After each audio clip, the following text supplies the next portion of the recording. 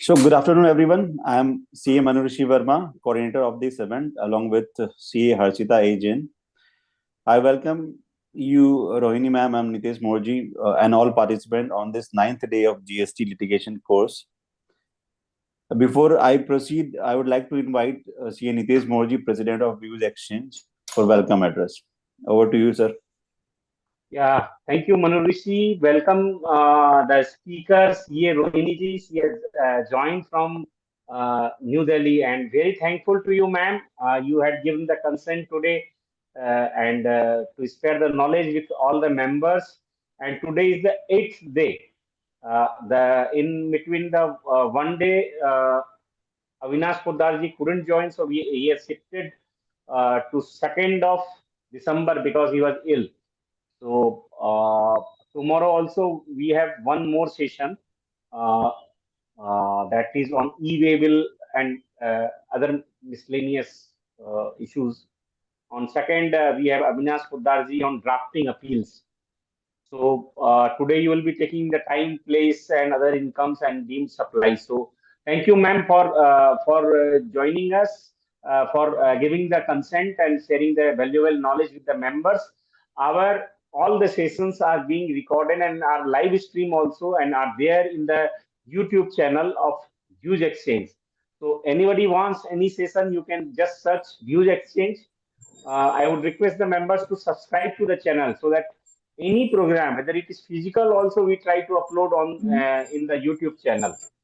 So with this, thank you everyone to being part of the session. Thank you. Thank you, sir.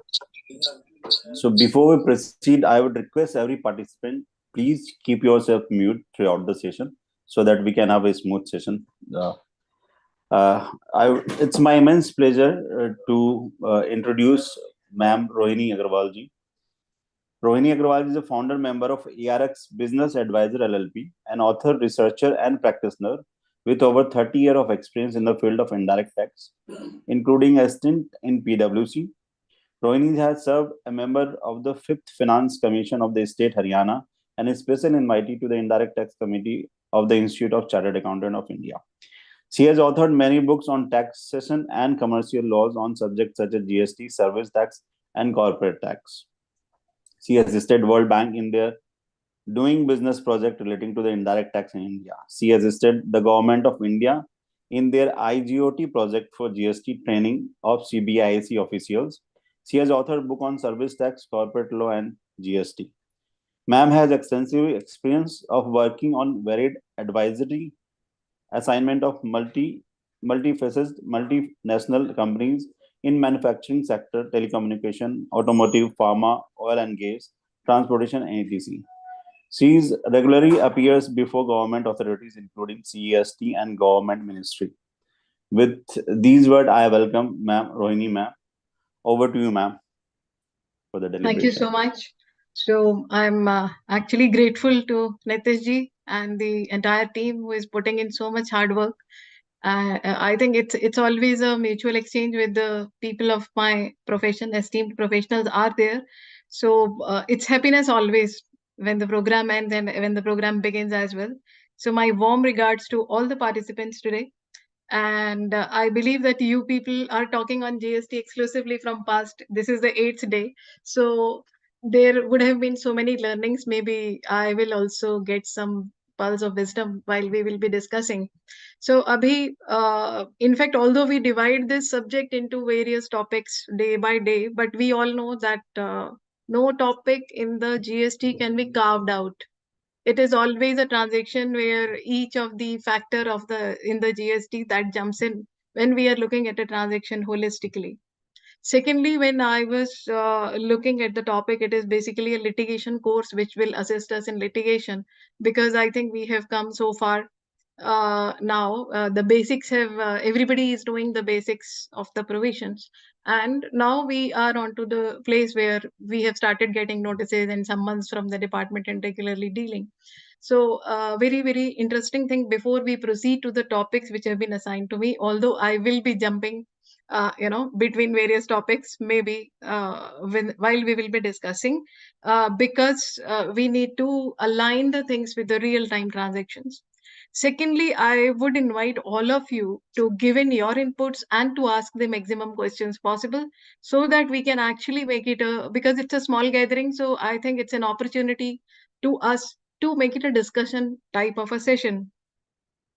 So, just before I begin, since we are talking about the orientation to litigation, some basic changes which are there from the perspective of GST when we look in the past, look back, and we look at the past indirect taxes, how we were dealing with those taxes, and what is the difference where the GST has come. Although when we talk about litigation, usually litigation used to mean the legal orientation. We talk about the legal provisions more.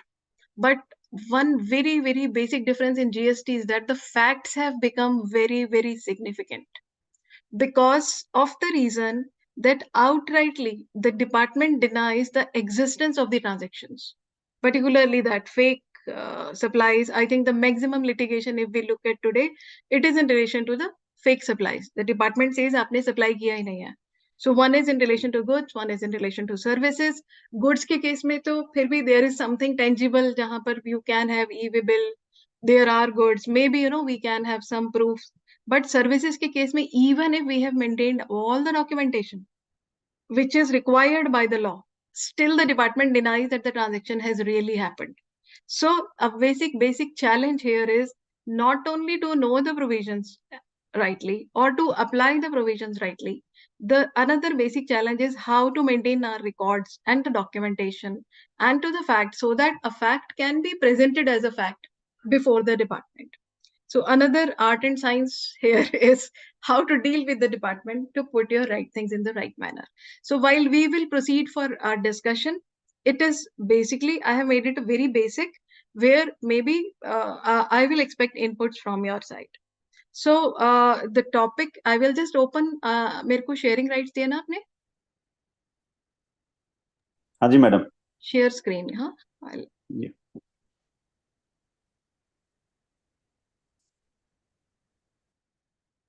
I'll open up, I will actually share a PDF document. Okay. And No then issue. we will discuss alongside that. It's a very basic document. कैसे करते हैं? एक second. नीचे वो PDF का symbol हो रहा है, उस पे क्लिक कीजिए. अच्छा, इस पे क्लिक कर दो, मेरा स्क्रीन शेयर हाँ. हो जाएगा अभी. Okay, so Yes. it's visible to all? Yes. Okay, great. So now the agenda which has been assigned to me is we have to talk about issues relating to deferred payment of taxes, time of supply, place of supply, deemed supply, other income. So let us begin with the deferred payment of taxes. So when we talk about the deferred payment of taxes, there is only one section in the law which is dealing with this, and a very, very simple provision it is, which says कि भाई, agar suppose I have to pay certain taxes, I have certain liability, but I don't have money to make payment of these taxes, the law gives me a provision where I can pay these taxes in installments. Then the law puts in a limitation. It says that the maximum installments could be 24 installment. Then there is a procedure how to go about it. I will go to commissioner. Then there is entire procedure charted out in the law that I have to fill this form. I'll have to go to commissioner. The commissioner will approve it, and then I can actually choose to pay my taxes in installments. That is the basic provision which is there in section 80. But what is the issue therein? The issue herein is this, that whether I am eligible to get into this provision or not.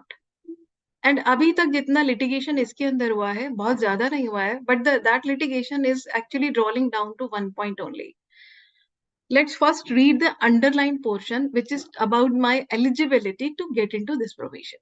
It says, on an application filed by the taxable person, the commissioner may, for reasons to be recorded in writing, extend the time for payment or allow payment of any amount due under this act other than, this is the important point, other than the amount due as per the liability self-assessed in any return. Self-assessed is one phrase which is important. Any return is another phrase which is important. So that means that if I have myself admitted my liability, any liability in any return, then this provision, I'm not eligible to ask for payment in installments under this provision, which has been actually, if we look at some of the orders of the Madras High Court, a recent order and Orissa High Court, we will see that how they have exactly taken it like this. In this case, a very, very common thing had happened, that there was a difference in the liability as per the my return GSTR1, where I filled in, say, certain, suppose 100 rupees, I filled that this is my supply. This is a tax on the total supply, which I filled in GSTR1, but in GSTR3B, I paid 80 rupees. So there was a gap of 20 rupees of the tax, and I am admitting my liability. I want to pay this tax, but then I go to the commissioner and I say, ki, bhai, I want to pay this tax under installment. I am denied. The commissioner says, sorry, this is self-assessment tax, which you filed it in the return. So I will not allow this to make you payment under this section. Then they went to the High Court. High Court में जाकर उन्होंने क्या plea लिया? They said कि भाई जो GSTR1 है, it is not return. It as per the law, because as per the law, what they argued, they said as per the law, the return is only my GSTR3B, which is under section 39. So it should not be considered as my self-assessment tax. It is only a detail of supplies which I have given under the GSTR1. But the court did not agree to this plea. They said, sorry, they quoted अपना जो ये section है 2, section 2 subsection 37, which is defining the return. You can have a look at this underlined portion. It is saying the return means any return prescribed or otherwise required to be furnished by or under this act or the rules made thereunder. So one is the definition of return, and what the court exactly said. They said that the broader chapter heading, which is covering from section 37 to section 48, that is called returns.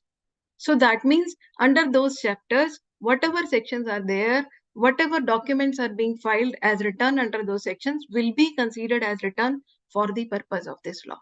So we really, I mean, this is a categorical denial, और मुझे नहीं लगता कि after this judgment, any other like इसके अंदर बहुत सारा gray area नहीं है हमारे लिए to argue on that whether we will get this facility in this particular case or not. तो एक चीज बहुत ही categorically court ने clear कर दिया कि भाई if I have given my liability by whatever way in my any of the documents which I am filing as return GSTR1 or 3B, then I am not eligible to go to seek the shelter of section 80 to say कि भाई I will be paying it in installment. तो फिर कब मिलेगा? Next question. इसमें नहीं मिलेगा तो कब मिलेगा? It will be only when the department imposes certain liability on me, maybe under section 73, 74. I had a show cause notice, then some liability was imposed on me, and for that I may go and request कि I am not able to pay it in one go, so please divide it into installments. Means I had not earlier admitted this liability under the law. Now इसका एक और extension है इसी वाले point का. वो extension क्या है कि in this particular case, this is Orissa High Court judgment, PK Ores Private Limited. इसके अंदर the department what they did scrutiny of my returns, and scrutiny of returns में उन्होंने देखा कि मैंने I have paid the taxes but I have not paid the interest on the delayed payment of taxes which I have made. So they raised a demand for interest, which was a huge demand. Again, this taxpayer went to the commissioner to say कि you please divide this interest demand into the number of installments under section 80. Commissioner denied, saying, see, this is a demand on what? This is coming out of your self-assessed tax payment amount only. So therefore, it is also a part of self-assessed income tax which you already judged. यहाँ पर बहुत सारा gray area है. कल को अगर हम जाना चाहें, because see, this is an outright denial. Fundamentally, also, if we look at it, the purpose of this provision is to facilitate the taxpayer and he wants to pay the tax. He just is seeking some time to pay the tax, and denial of these basic things in this particular manner, it is actually it's not. I would say it's not covered under the principle of natural justice. तो एक different tangent हो गया, but this fundamentally this should be allowed because government is not losing any revenue here. But however, interest is a little bit more extended part. But the basic part, because they have denied the self-assessed tax, so the first judgment which we quoted there, I see a problem in the future also. But this interest part, maybe some more litigation may bring in some different results. This is only one thing which I could see in this particular provision of deferred payment of taxes. In case you feel that there are some other issues on which we can talk, you are most welcome to quote those issues. Coming to the time of supply. Time of supply का जो basic provisions है वो बहुत लंबे हैं. So I just mentioned little bit of basic provisions to constitute the context for our discussion. So when we talk about the time of supply of goods, it is comparatively very simple. Because practically time of supply of goods क्या है? The date of issuance of invoice or the due date when the invoice should have been issued. This is one. And the other one is the date of receipt of payment by the supplier. But very interestingly, क्योंकि मेरा date of receipt of advance matter नहीं करता, goods के case में जब मैं advance receive करता हूँ, तो that date is not relevant for ascertaining my time of supply, which is a very, very important thing. And we can look at this table and we can see how the law is changed in this context over the period. So therefore, the only one relevant thing in the case of supply of goods, as far as I have to ascertain the time of supply, is the time when my invoice is issued. Why I am not counting the date of receipt of payment here as relevant? Because in any case, when the goods are moving from my place, the invoice has to be issued beforehand. अगर goods को move करने से पहले payment आ जाती है, तो that is advance payment. That will not constitute my milestone for ascertaining my time of supply. और अगर goods जाने के बाद payment आती है, that means my invoice was already issued. Because for movement of goods, in any case, I had to issue an invoice beforehand. So practically, when I am looking at the time of supply for the supply of goods, तो मेरा एक ही relevant factor रह जाता है, और वो relevant factor क्या है? मेरा date of issue of invoice. So this is one in case of goods. Goods के बहुत सारे tangents हैं, because when we talk about the reverse charge, then date of receipt of goods also matter. When we talk about the voucher supply, then again there are so many issues in the time of supply when we supply the vouchers. What it says, that if the voucher is for an identifiable supply, the time of supply is the time when the voucher is issued. And if the voucher is for a non-identifiable supply, then time of supply is the time when it is redeemed. अब ये एक बहुत अलग transaction है. When we talk about voucher, it is very different from the transaction of normal goods or services, although each voucher is representing either goods or services or maybe both at times. So इसके अंदर tax planning का बहुत scope है, and there have been many advance rulings also, most of them fundamentally incorrect. So here I would say that yes, it is a most probable potential litigation area. I would say कि in the upcoming times, you will find that lot of litigation is there on this time of supply of voucher, particularly given the fact कि जितनी भी e-commerce companies हैं आज की date पे, Amazon या whatsoever, even normal companies also, voucher has become a very regular way of transaction, and each voucher is having very unique features. तो पहली बात तो हर एक जो वाउचर इश्यू हुआ है उसको सही तरीके से कैटेगराइज करके लेके आना, और फिर उसका टाइम ऑफ सप्लाई डिटरमिन करना. एंड उस केस में एज प्रोफेशनल्स हम लोगों के लिए बहुत ज्यादा स्कोप हो जाता है to in fact design the transaction structuring. I would say becomes very important in terms of defining the voucher and in terms of the shifting the time of supply of that voucher, of course, by way of legal planning, not in any other manner. So I am not taking up that because voucher in itself is a topic on which one can talk at length. तो अभी हम क्योंकि इतने सारे topic cover करने हैं, तो अभी हम जो बहुत ही बेसिक और बहुत ही जो कॉमन चीजें हैं टाइम ऑफ सप्लाई में, we will be discussing on that. Then we come to services. This is I'm just constituting the context. We'll come to issues later. Services के ऊपर जब हम टाइम ऑफ सप्लाई की बात करते हैं, तो ये सर्विस टैक्स का ही जो बेसिकली जो हमारा सर्विस टैक्स में क्राइटेरिया था, मोर और less that criteria is there under the GST law.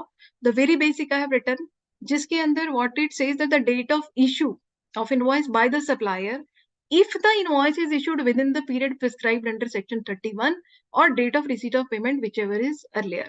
This is my तो यानी नॉर्मल केस में जब मैंने सही समय पर इनवॉइस इशू किया, I'll put it like that, then the date of issue of invoice is my or the date of receipt of payment whichever is earlier is my time of supply. Then the second is the date of provision of service if the invoice is not issued within the period prescribed under section 31. तो period prescribed under section 31 क्या है? Broadly अगर हम उसका crux निकालें तो जब मेरा सर्विस मेरा जिस दिन मेरा सर्विस प्रोवाइड हो गया वो उसके within 30 days I am supposed to issue the invoice. I'll take it like that. तो अब मेरे पास दो डेट्स हो गई. One, the day when I have provided the service. Two, 30 days after the provision of service. अब आप कहेंगे ये तो वेरी बेसिक है, हम तो सुनते आ रहे हैं 6-7 साल से, यही तो है, इसमें क्या नया?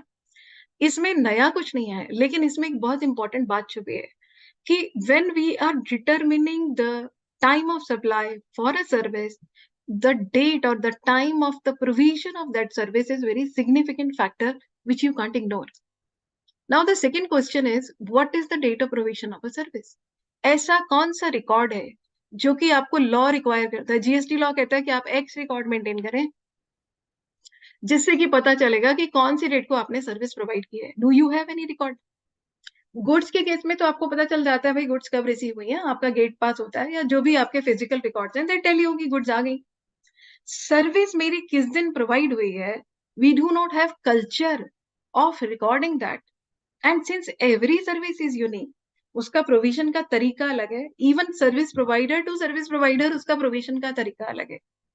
तो हाउ विल यू डिसाइड, या कल को जब ऑफिसर आपको बुला के पूछेगा 4 साल के बाद कि आपका date of provision of service क्या था, how will you tell? I take a very simple example.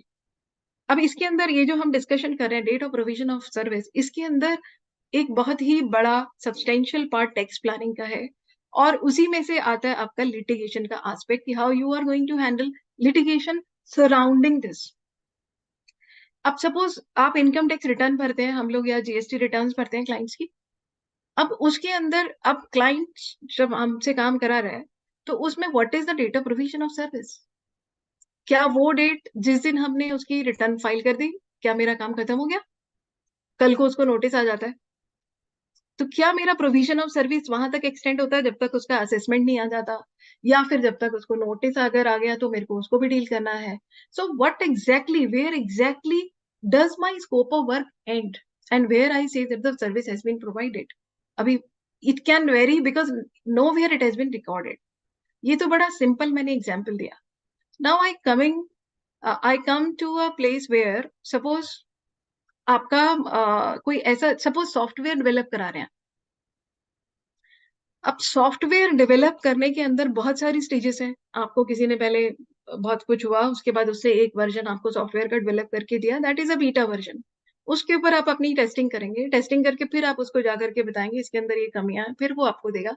See the your payment milestones में भी डिफरेंट हो सकता है. पूरा पेमेंट भी कर चुके हो, आपने सिर्फ कुछ रिटेंशन मनी करा हुआ हो कि भाई अगर सर्विस ठीक नहीं हुई तो वापस हो जाएगी. But still the point is when the service is completed, which is the date when you say that the provision of service has happened. So a very important point which I am going to make here is that the date of provision of service needs to be defined in the document which you make in the first hand when we are entering into the agreement for any service. If it is, of course, if it is a bigger one, very categorically, even if it is a smaller one, we may make a system of recording it because ये आपको time of supply को ascertain करने में help करेगी, fix करने में, और litigation में बहुत ज्यादा हेल्प करेगा. सो अगेन कमिंग बैक, जो मेरा टाइम ऑफ सप्लाई है basically that is the date of invoice और the date of receipt of payment, whatever is earlier. If my invoice was issued within the time frame given by the law, what is the time frame given by the law? It is 30 days from the date of completion of service. But if I don't do that, then in that case automatically my time of supply becomes the date when the service was provided. अब ये भी सारा dimming fiction से चलेगा because practically nobody knows when the service was provided. Either I create a record on me that when the service is considered to be provided, or there is a naming fiction which is coming, I don't know from where. It depends who argues more strongly regarding the date. तो वही वाला date हमारा date of provision of service हो जाएगा. So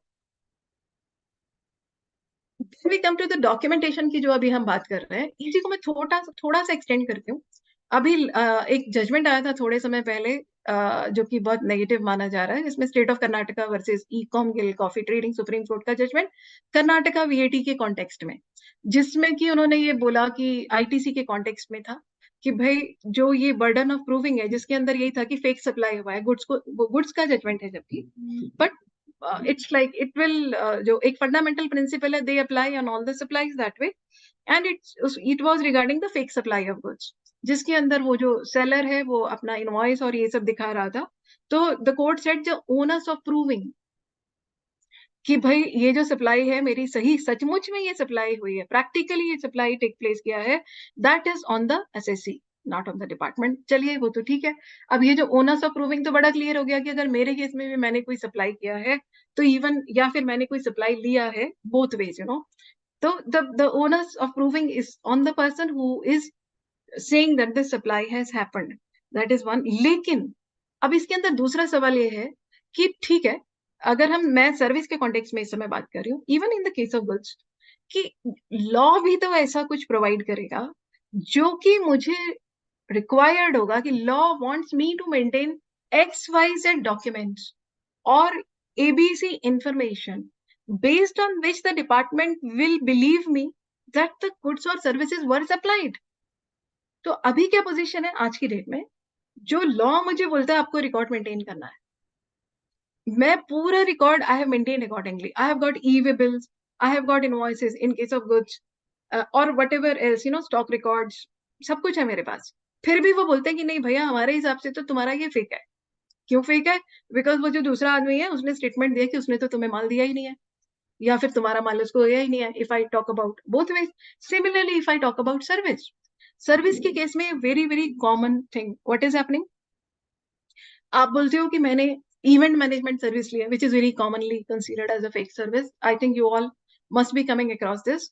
event management service लिए, आप बोलते हो कि आप, वो बोलते हैं आपने नहीं ली, तो देन यू से कि नहीं मैंने ली है, तो आपके पास क्या है? I have got record, I have got invoice, I have got my communication trail. This is also has become from litigation point of view what they will ask you कि आपने उस सर्विस प्रोवाइडर को connect कैसे किया, आपके पास कोई फिर, यानी now it is not given in the law, but you have to keep an email trail कि आपने उससे कैसे कनेक्ट किया, या फिर अगर आपने उससे व्हाट्सएप पर बात की तो you have to keep your chat trail. This is, अब ये बड़ा इनोवेटिव क्रिएटिव चीजें हैं आज के लॉ में, may be you know because of technology these have come, but the point is everywhere we have to, although whether given in the law or not given in the law, we have to keep the screenshots, we have to preserve the mails, and or whatever else you can think of. This is all I can think of right now.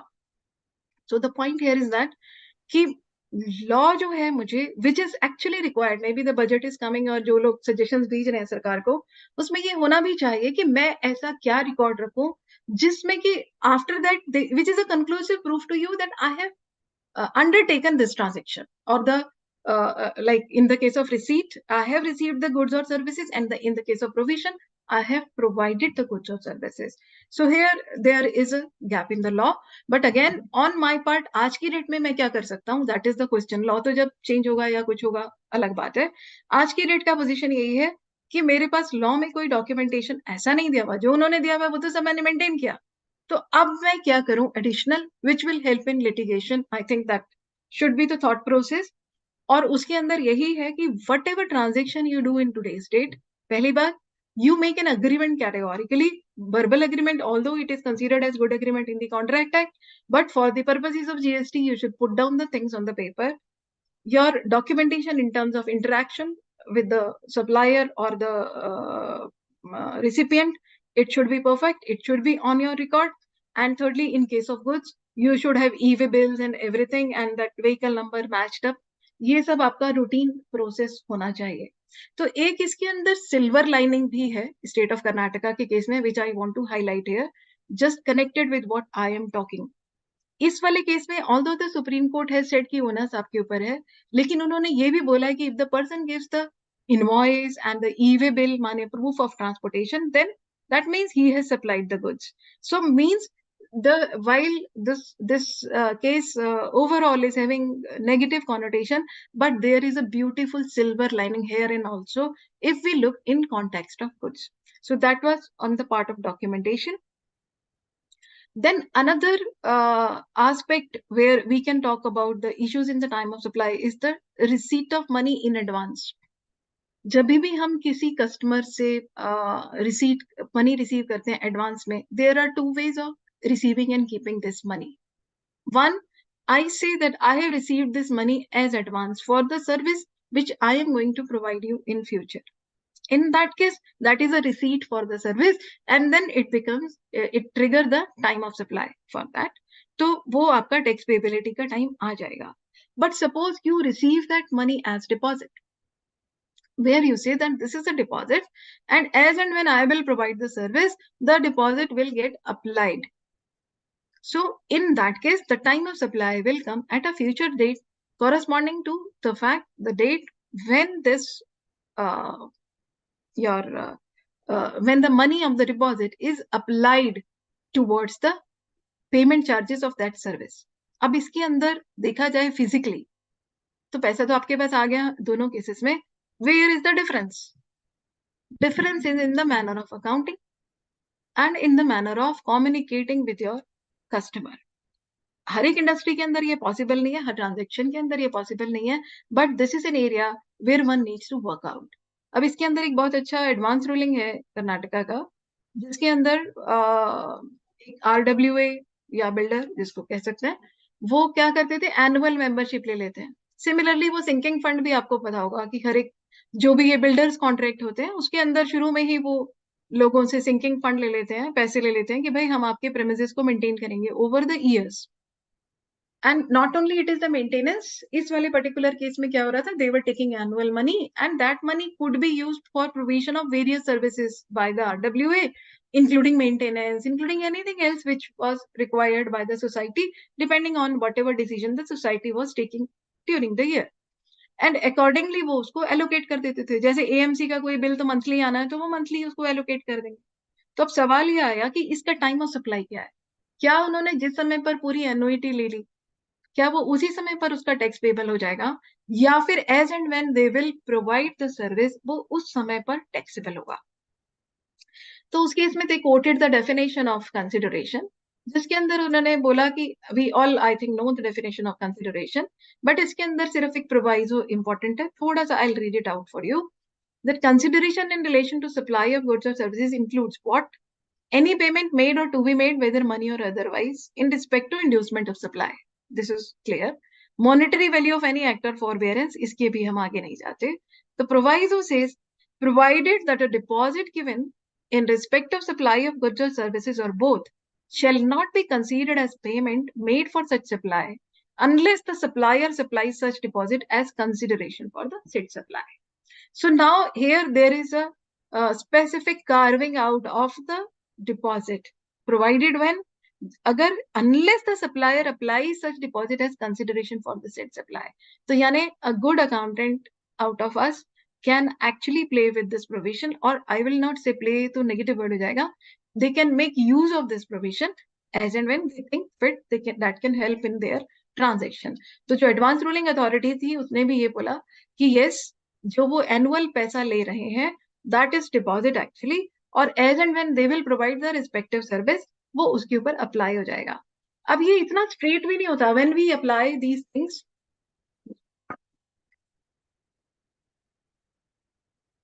We have to look at the construction of the entire document relating to the provision of service and taking of money, where we need to design the entire transaction in this particular manner.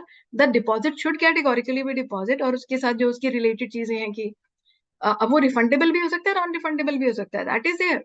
So but all those related things should be defined and cleared out. Then another area where I see issue in the time of supply of course is running bills. जैसे generally जो construction के projects होते हैं जिसके अंदर running bill हो रहा है, और जो मेरा जो टोटल कंसिडरेशन है, जो मेरा टोटल सप्लाई का अमाउंट है, that is very high but supply is staggered over the period of 2 years. तो इस केस में बहुत ज्यादा इंपॉर्टेंट हो जाता है when you shall consider the service to be provided.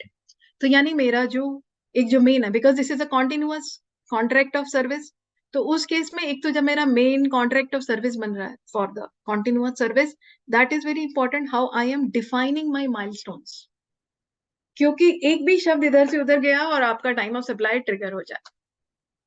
So defining your milestone means कि आप अगर रनिंग बिल बनाते हैं तो उसके अंदर ये होना चाहिए कि मेरा जो भी परसेंटेज ऑफ सर्विस है जिसके लिए मेरा रनिंग बिल का अमाउंट ये हो रहा है, तो मेरा जो माइलस्टोन है वो क्या पेमेंट के ऊपर डिपेंड कर रहा है या इवेंट के कंप्लीशन के ऊपर डिपेंड कर रहा है। या फिर उस केस में हम एक और चीज भी कर सकते हैं कि मैंने रनिंग बिल इशू किया, लेकिन जब वो एक्सेप्ट हो जाएगा सामने वाले से तभी मेरा वो that will be the situation when the it will trigger my milestone for the payment. So those are the kind of things which we can maintain, क्योंकि otherwise इसमें time of supply can create a huge problem. Then there is another area is mobilization advances. The moment you say it is a mobilization advance, it means it is advance for the provision of service. And the moment it is advance for the provision of service, the time of supply triggers. उसमें आप कुछ नहीं कर सकते। अब इसके अंदर एक और चीज आती है टाइम ऑफ सप्लाई में, एक बड़ा इंटरेस्टिंग सा सिनेरियो है जो कि शायद लॉ मेकर्स ने उस समय पर उसके बारे में सोचा नहीं होगा, but it is there and that scenario is reflected in this advance ruling जो तमिलनाडु का है। बट मैं उसके पहले आपको एक प्रैक्टिकल केस अपने क्लाइंट का बताती हूँ।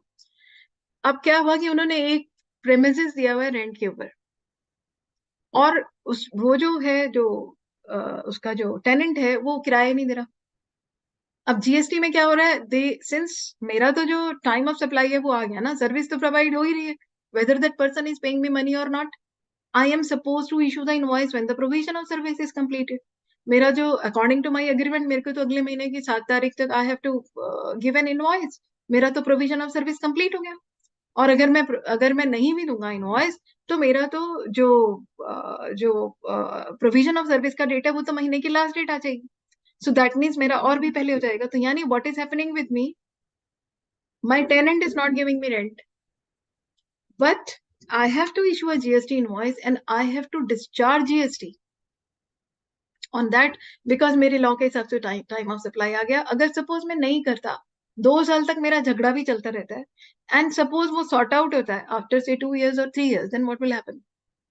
I will be having huge liability on account of interest and penalty also, maybe. By the department. So what should I do in this situation? Law is not taking care of that, this type of supply provision.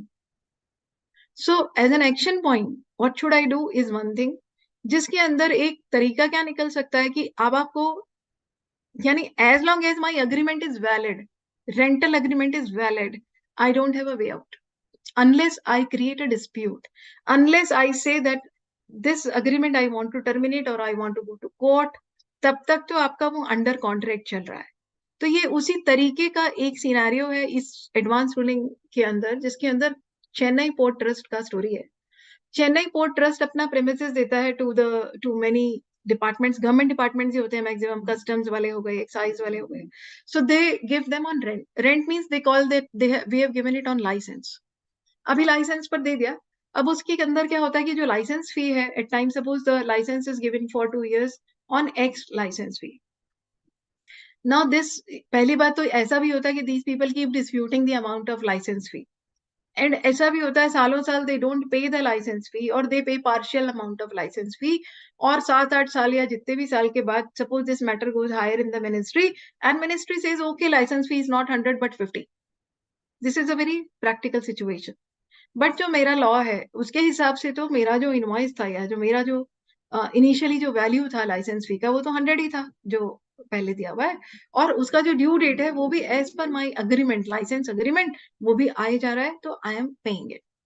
तो इसके अंदर 2 scenarios इसने दिए कि मेरा जो licence agreement है वो एक्सपायर हो गया, और एक्सपायर होने के बाद भी that person is not vacating the premises, he is still there. आप क्या करेंगे? तो अब इसमें भी 2 सिनेरियो हैं, एक्सपायर हो गया, ही स्टिल देयर।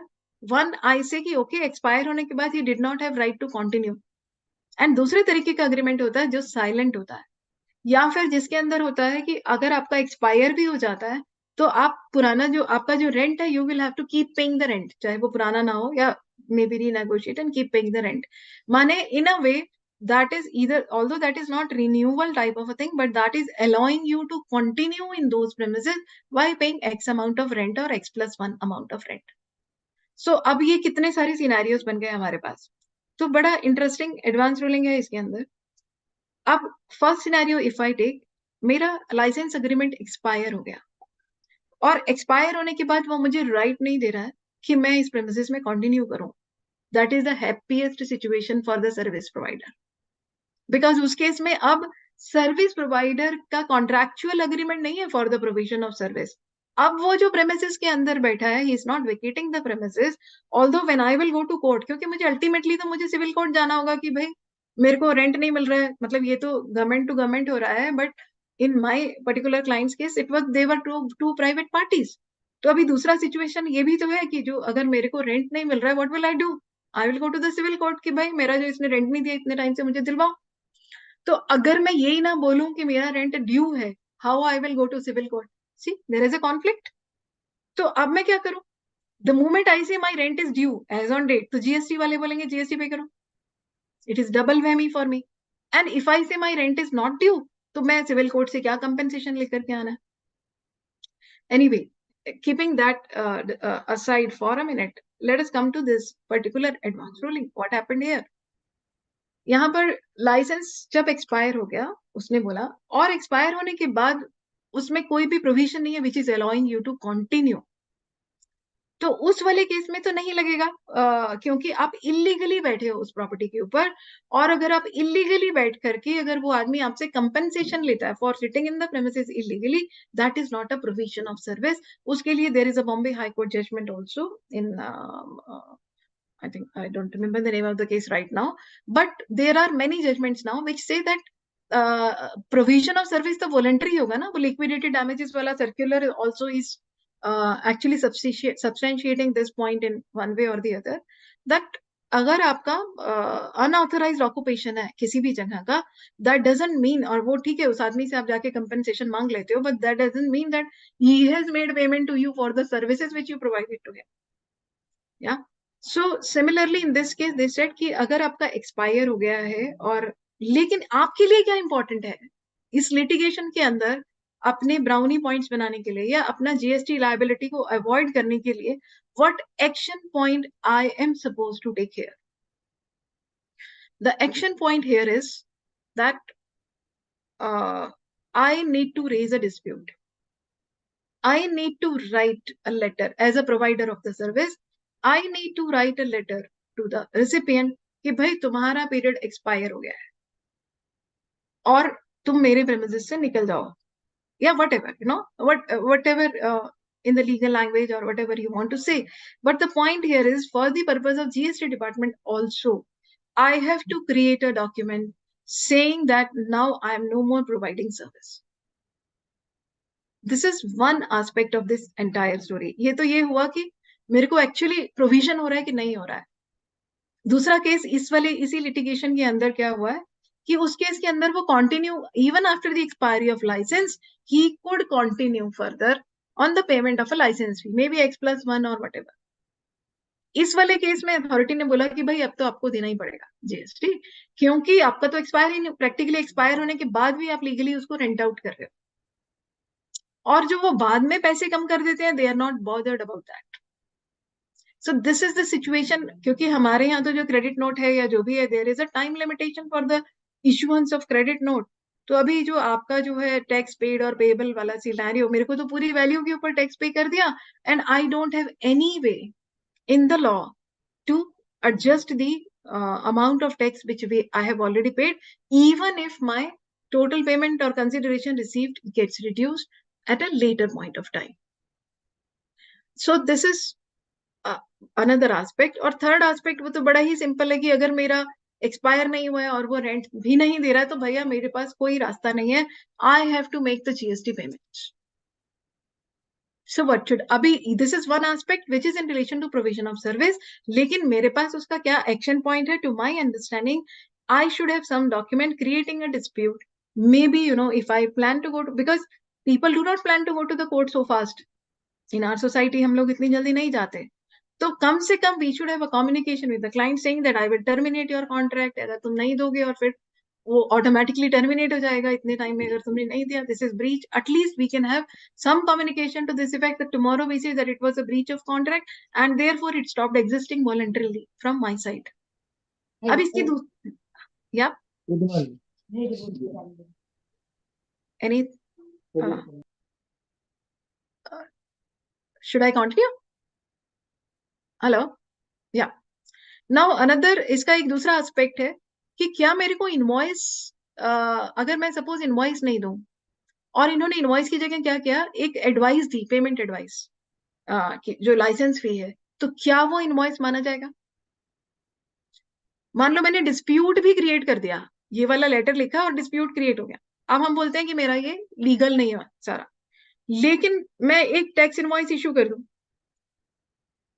तभी भी मेरा टाइम ऑफ सप्लाई आ जाएगा और मेरे को टैक्स पे करना पड़ जाएगा, isn't it? लेकिन अगर वो मैं टैक्स इनवॉइस इशू ना करके, इस पर्टिकुलर केस में what they did, they issued an advice कि भाई आपका ड्यू हो गया रेंट, जैसे पीरियोडिक रिमाइंडर जिसको कहते हैं, कुछ भी उसका नाम दे सकते हैं, कि भाई आपका टैक्स ड्यू हो, आपका ये रेंट ड्यू हो गया, आप पे कर दो. तो अब उन्होंने बोला कि हमने तो टैक्स इनवॉइस दिया ही नहीं, देखो ये तो हमारा पीरियोडिक रिमाइंडर है. तो what the advance ruling authority did, they check, उन्होंने कहा कि इनवॉइस क्या होता है जीएसटी के अंदर, टैक्स इनवॉइस जिसके अंदर ABCDEFGH कंटेंट्स हो. So all those contents are there in your advice also. तो ये भी तो टैक्स इनवॉइस हो गया. So there also, you know, a science and art comes here. That suppose I create a dispute कि भाई मैंने रेंट उस पर, अभी मेरा एक्चुअली में अग्रीमेंट नहीं है, दिस अग्रीमेंट इज ब्रीच के कारण मेरी तरफ से खत्म हो गया.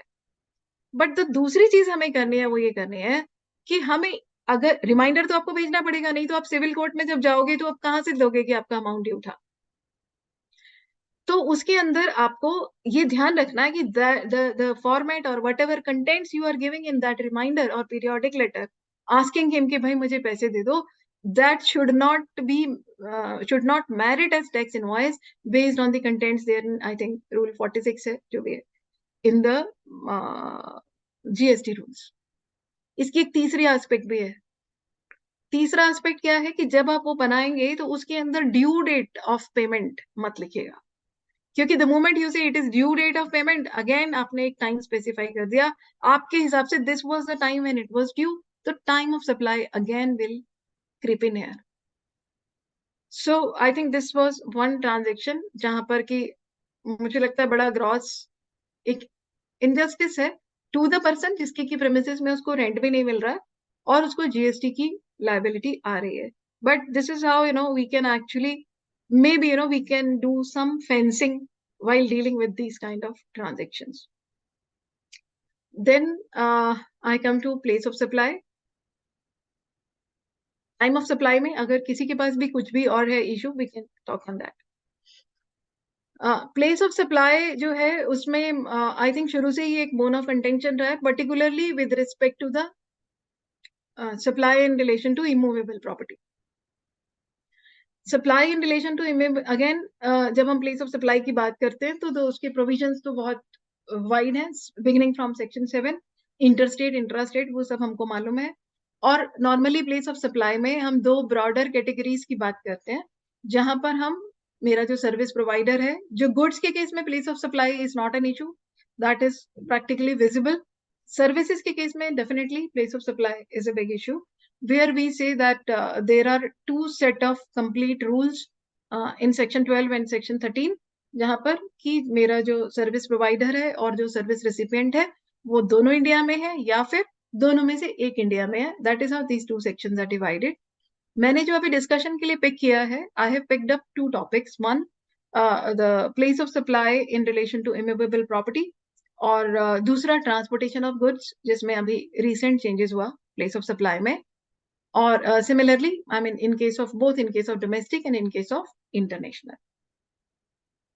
Now coming to the domestic, तो उसमें हमेशा ही हम सबको थोड़ा सा एक रहता है कि immovable property है और मेरा तो वहां पर place of supply हो गया, तो मेरा एक तो जो आईटीसी के कॉन्टेक्स्ट में हमें इसमें परेशानी आती है, दूसरा ऑफ कोर्स मेरा टैक्स टाइप डिसाइड करने में परेशानी आती है.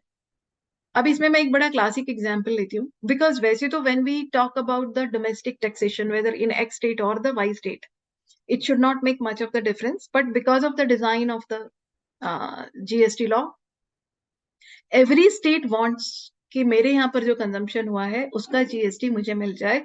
और ये वाला सिचुएशन अभी ग्रेव होता जाएगा, आप देखिएगा, बिकॉज जो जीएसटी कंपेंसेशन सेंटर दे रहा था स्टेट्स को, वो जून 2022 में it has already been over.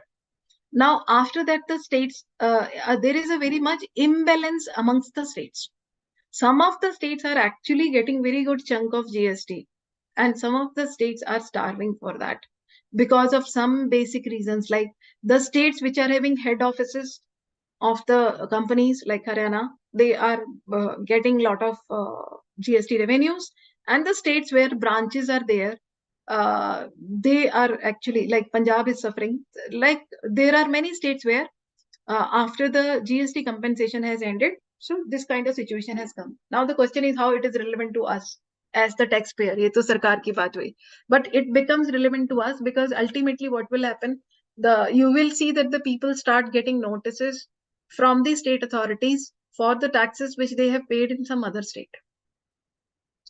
For example, okay, I'll take an example of secondment next time. First, we will talk about the immovable property.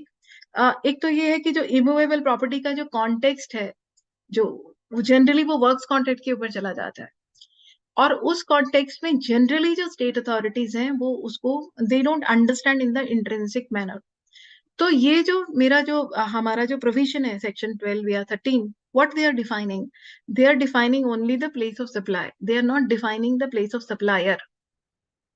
Yeah, so जो place of supplier है मेरा, for example I take practical example like West Bengal में एक जैसे northern eastern railways है, और there is a service recipient in Jharkhand जिनके यहाँ पर उन्होंने प्राइवेट रेलवे साइडिंग लगाया, और उसके अंदर उन्होंने signal system, railway siding was a different contract, right, signal system install किया रेलवे के लिए।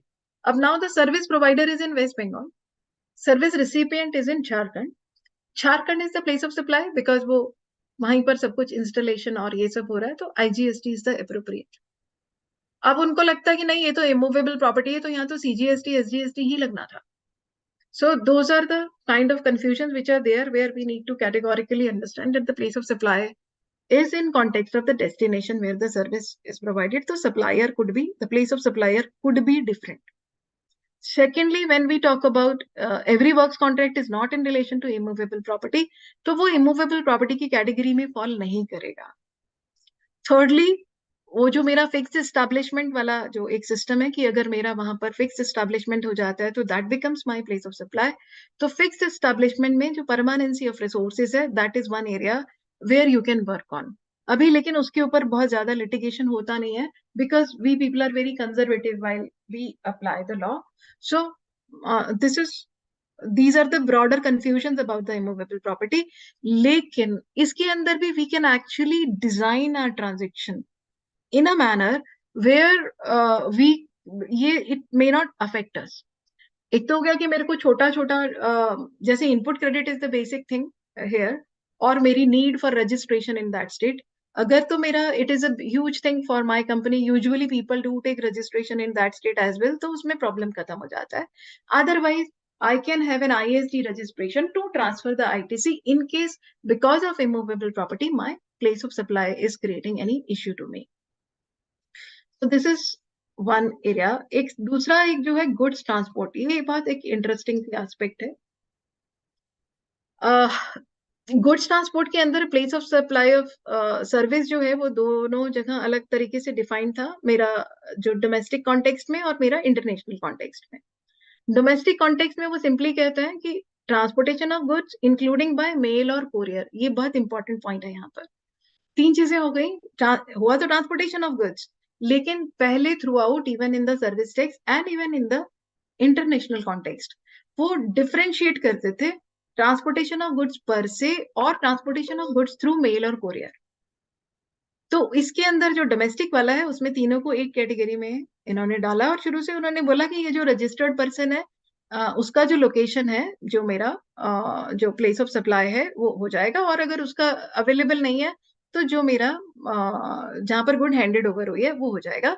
अब इसके अंदर जो प्रोवाइजो था इसका, वो सिंपली ये बोलता था कि जहां पर ट्रांसपोर्टेशन हुआ है goods to a place outside India, माने मेरा सर्विस रिसिपिएंट भी इंडिया में है, मेरा सर्विस प्रोवाइडर भी इंडिया में है, रिसिपिएंट ए ने बी को कहा कि मेरे को अमेरिका करना है, सामान भेजना है या कोरियर भेजना है, which is a very general transaction. उसके अंदर उसने कहा ठीक है, तो मेरा जो डेस्टिनेशन ऑफ गुड्स है वो आउटसाइड इंडिया हो गया। तो उसके दो रूल हो गए इस destination of goods outside India के, क्योंकि तो ये दोनों ही इंडिया में है, प्रोवाइडर और रिसिपिएंट, तो ये एक्सपोर्ट तो होगा नहीं इन एनी केस। तो why do I need to have my destination outside India, what impact it will have? The impact is that कि मेरे को इसके ऊपर IGST लगेगा, आउटसाइड इंडिया इसका लोकेशन हो गया। और एक इसका दूसरा बड़ा इंटरेस्टिंग सा इम्पैक्ट था which was in context of the tax जो कि फॉरेन ओशन फ्रेट के ऊपर लगा रही थी गवर्नमेंट, जिसके अंदर मोहित मिनरल्स का जजमेंट आया था।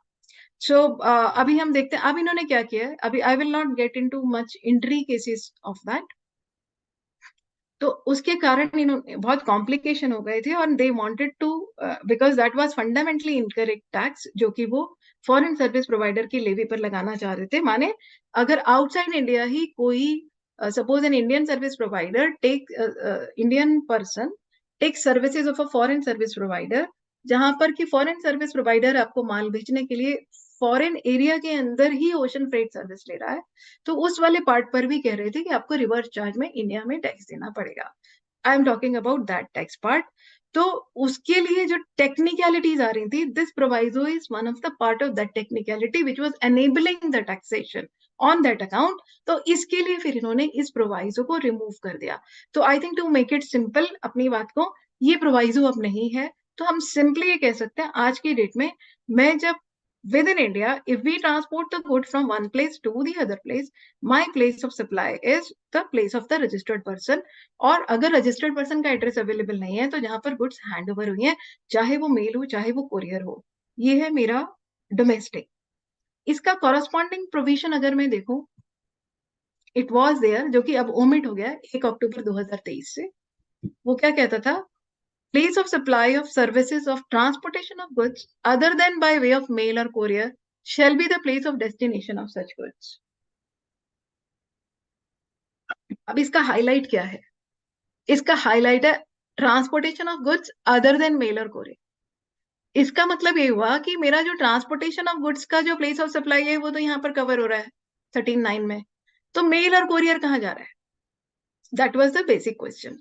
अब इसका एक बहुत ही इंटरेस्टिंग सा क्लैरिफिकेशन है which we will see right now. पर पहले ये कि अब जो 13(9) डिलीट होने से क्या हुआ, अब ये ओमिट हो गया कंप्लीटली। तो पहले क्या था कि it was the place of destination of goods. अब इसके बाद इन्होंने क्लैरिफाई किया अपने सर्कुलर में कि इसके ओमिशन के बाद क्या हुआ, it is now the place of the recipient of service. General rule में आ गया मेरा प्लेस ऑफ सप्लाई। जब हम इंटरनेशनल ट्रांजेक्शन्स की बात कर रहे हैं, तो the general rule is what? The place of supply is the place of the recipient. और अगर रिसिपिएंट का एड्रेस अवेलेबल नहीं है, तो सप्लायर का एड्रेस हो जाता है उस केस में। तो ये मेरा जनरल रूल है। तो अभी वो क्या कह रहा है कि जनरल रूल में कि अब 13(9) चला गया, यानी मेरा स्पेसिफिक रूल चला गया which was giving me the place of supply for the transportation of goods transaction. तो अब क्योंकि मेरा स्पेसिफिक रूल चला गया, तो इस केस में जनरल रूल लगेगा। So there is a circular जो कि अभी आया 27 अक्टूबर को, जिसमें उन्होंने, अब लोगों को क्या कंफ्यूजन हो रहा था, there are two rules which can apply here. One is the general rule which we have talked. Second is the rule of the based on the performance of service. वो क्या रूल है? Sorry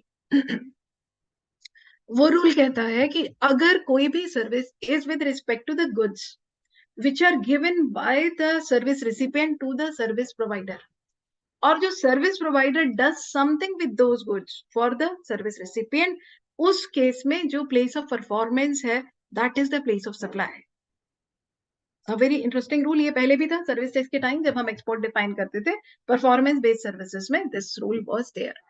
तो अभी क्योंकि goods क्या होती हैं, जब गुड्स ट्रांसपोर्ट कैसे होगा, जो सर्विस रिसिपिएंट है वो गुड्स सर्विस प्रोवाइडर को देगा, और जो सर्विस प्रोवाइडर है वो उन गुड्स को ट्रांसपोर्ट करेगा from X place to Y place. तो इस केस में क्या हो रहा है, service provider is doing something with respect to those goods. So that means there is a possibility that this may fall under this section 12 section 13 subsection ये जो इसका है 3 परफॉर्मेंस बेस्ड में. So there was a confusion कि अगर मेरा 13(9) omit हो गया तो अब जो मेरा ट्रांसपोर्टेशन ऑफ गुड्स का प्लेस ऑफ सप्लाई है वो कैसे डिटरमिन होगा, whether it will be determined under 13(2) और 13(3). 13(2) was general rule and 13(3) is the rule for the performance based thing. So in this particular scenario therefore the government gave clarification, लेकिन वो clarification बहुत बड़ा boon हो गया. अब ये क्लैरिफिकेशन पहली बात तो ये कह रहा है कि ठीक है भाई ये अब मैं जनरल रूल में फॉल कर रहा हूँ, I am not going to performance based, which is a very very business friendly situation, which is a fundamentally correct situation also कि अगर मैंने गुड्स ट्रांसपोर्ट की है तो जो भी रिसिपिएंट है जो आउटसाइड इंडिया है या विद इन इंडिया, मतलब depends one of the provider and the recipient has to be at one place, वो वाला मेरा प्लेस जो है वो प्लेस ऑफ सप्लाई हो गया. लेकिन मेरे को बून कहाँ पर हुआ, यहाँ पर अब एक दूसरा सवाल साथ में वो लाते हैं. वो कहते हैं कि ऑन द सेम प्रिंसिपल्स, अगर आप सेकंड पैरा देखेंगे इसका क्लैरिफिकेशन का, on the same principles as mentioned above, the place of supply in case of service of transportation of goods by mail और courier will continue to be determined by default rule under section 13(2). अब इसमें क्या अच्छी बात हुई है, अगर मैं वापस पिछली सिचुएशन पर जाती हूँ तो जो मेरा गुड्स ट्रांसपोर्ट का रूल था वो गुड्स ट्रांसपोर्ट के लिए था, which was for other than mail और कोरियर. तो मेल और कोरियर कहाँ जा रहा था, was it going to general rule और was it going to the specific rule for the place of performance? As per this clarification it was always under the general rule. जबकि if I go to the service tax position, the position taken by the courts and the government under the service tax और may be under the GST earlier, यहाँ पर काफी सारा litigation हो सकता है इससे रिजॉल्व हो जाए. Generally what do? They say when we are talking about the mail or courier, they fall under 13(3). Why? Because whenever you make any mail or you send any courier, these are the goods which you hand over to the recipient hands over to the service provider. Service provider does some work on those goods and वो work क्या होगा कि जब आप mail भेज रहे हैं India के बाहर या कोरियर भेज रहे हैं तो क्या होगा, हमेशा कुछ किलोमीटर्स तो इंडिया में होगा वो और फिर उसके बाद वो बाहर जाएगा. That means the partial performance would be in India, the partial performance would outside India, and by way of another provision in this section only, even if the small minuscule performance is done in India, the place of performance will become India. So if I put this particular transaction of supply of goods through supply of services of mail or courier, then putting it under the general rule is a beneficial position, or ye wala clarification is a departure from the service tax position, but this is very good for the business and I think we can actually make use for the past litigation in this context if there is any. अब आ जाते हैं place of, इसमें ना कुछ circular, इसी circular के अंदर they have clarified about the place of supply in context of some other transactions also. Sorry. One is the advertising services. Ab advertising services mein they have taken two scenarios. One scenario is that some people give space for advertising ki bhai this is my building, you can put in the neon sign or whatever you can put a hoarding on that, I am giving you space and you place your advertisement on that. Now this particular service is a service in relation to immovable property because here what you are giving actually is space और फिर उसके अंदर जो मेरा place of supply है that will be fixed according to my rule in relation to the immovable property. But there is another scenario which they have given in case of advertising services only. अब ये बहुत ज़्यादा significant clarification, not only in terms of advertising services, but in terms of the services in relation to immovable property, कि how the government is looking at the services here. दूसरा scenario क्या है कि I tell my service recipient कि I will display an advertisement for you, suppose in the cannot place area. This is my responsibility, and for placing that advertisement I take some place on rent. कुछ building कोई मैंने rent पे लिया या जो भी space है मैंने रेंट पर लिया, मैंने उसके ऊपर होर्डिंग लगाया, I designed the advertisement, I placed it, the entire responsibility is mine. अब उस केस में क्या हो रहा है कि here also the service provider is having a right on the place, whether it is his own space or whether he has taken it out on rent or whatever way. So the service provider is giving a comprehensive service of placing an advertisement on a particular space to the service recipient, but it is not a service in relation to immovable property. It is an advertising service, and its place of supply will be decided according to the general rule or the rule relating to the advertising.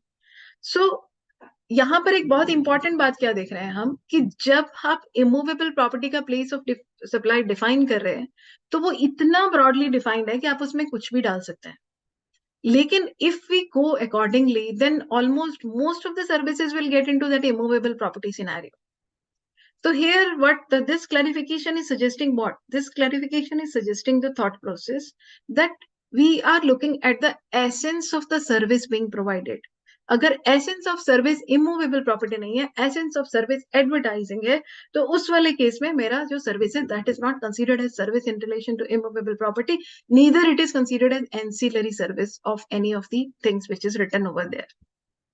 Then second, इसके अंदर एक और place of supply लिया in case of co-location services. Co-location services के अंदर वो services हैं कि suppose somebody similar on the similar lines, they say if somebody is having a server और आपको होस्टिंग कराना है अपना साइट को, या अपना हार्डवेयर का रिक्वायरमेंट भी हो सकता है, सॉफ्टवेयर का भी रिक्वायरमेंट हो सकता है, उसमें भी दो तरीके से you can take the service. One, you can take the entire gamut of services from the other person who is doing this for you, or you can actually take only the space to keep your hardware and to place your software thereon. So again, the essence of service matters.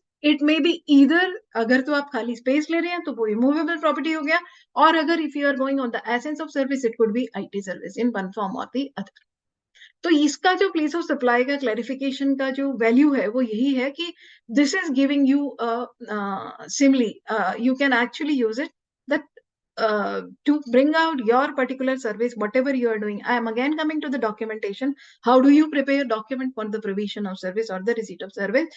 That document should bring out the exact nature of service which is going to be provided or received. तभी आप उसको place of supply fix करने के लिए you can use that document. Sorry. Then coming to the deemed supply. Actually, other income, okay, will come thereafter. When we say deemed supply, I suppose that what we meant by that was Schedule 1 transactions. तो Schedule 1 transactions की जब हम बात करते हैं, because वैसे तो deemed supply का as such कोई concept नहीं है. Deemed supply means which is not a supply in essence, but in certain circumstances it is considered as supply.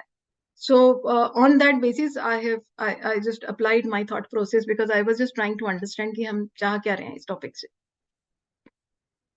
Deemed supply के कॉन्टेक्स्ट में एक बहुत ही इंटरेस्टिंग ट्रांजैक्शन होती है जैसे कैंटीन सर्विस. उसमें हमेशा से ही पहले एक डाउट रहता था कि इफ सपोज बिकॉज जो एम्प्लॉयर एम्प्लॉई है वो रिलेटेड पार्टी हो जाता है when I look at schedule 1. And if they are related party, then any service provided by the employer to the employee becomes taxable. And if that becomes taxable, many questions arise. And one of the services, such services, canteen, कि आपने उसको food दिया. अब उसके अंदर एक scenario आता है कि suppose you are providing canteen services, आप related party हो, even if you are not charging anything to that to the employees, or maybe subsidized rate, their cost is 100 rupees, suppose you are charging 50 rupees, even then even the valuation provision would apply to you, cost plus, or whatever, if suppose you can bring in the market value which is same as the cost which you have provided, to wo apply ho jayega. But the point is that will become taxable to you considering it as a deemed supply.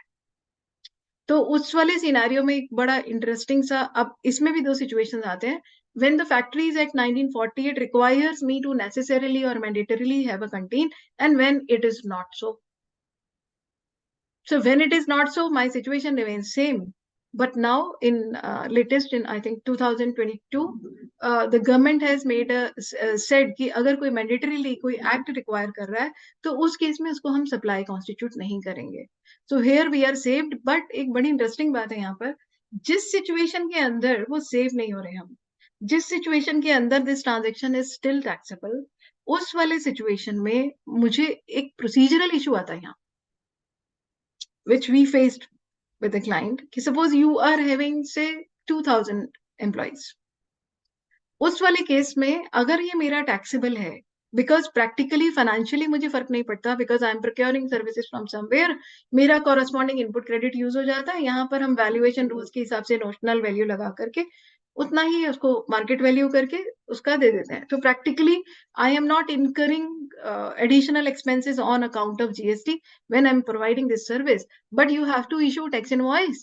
So that means if suppose you are having 2000 employees, every month you are issuing a tax invoice to 2000 people in addition to that. So how complex becomes the compliance requirements, that is one. Secondly, जब आप उसका cost compute करोगे cost plus mode पर जाने के लिए, तो उस वाली सिचुएशन में भी बहुत सारे इश्यूज आएंगे, because that may be questionable by the department and again you will be in a different loop. So I think it was a very good step जहां पर उन्होंने 17(5) में चेंजेस किया है लॉ में गवर्नमेंट ने, but that change has actually impacted me here because there was no clarity, and if the tax was paid there were procedural issues. Procedural, in fact, again I will quote here one more transaction in context of procedural issues, जहां पर हम suppose good supply करते हैं, जब हम documentation की बात कर रहे थे, क्या होता है कि गुड्स जो मेरा प्लेस ऑफ सप्लाई है, it depends on my whether my goods were requiring movement और नॉट. ऐसा भी होता है कि मेरी गुड्स को अगर मूवमेंट रिक्वायर्ड है तब तो मेरा डेस्टिनेशन प्लेस ऑफ सप्लाई हो जाता है, बट सपोज मेरे गुड्स को मूवमेंट रिक्वायर्ड ही नहीं है, सपोज वो एक स्टोर में है और एक ही स्टोर में सिर्फ वो हैंड ओवर हुआ, ए टोल्ड बी कि that now these goods belong to you, तो वो आपकी हो गई.